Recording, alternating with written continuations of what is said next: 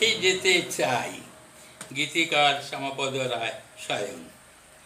রেখে যেতে চাই শুধু ভালোবাসাটুকু, কথার মালিকা গেঁথে। আশা জাগে মোর হিয়ার মাঝারে, যতদিন থাকি বেঁচে। রেখে যেতে চাই শুধু ভালোবাসাটুকু, কথার মালিকা গেঁথে। ভালোবাসা ধন পরম রতন, অতি সঙ্গোপনে করিয়া রক্ষণ। সবারই সমান করি বিতরণ, যাব চলে আনন্দ লোকে।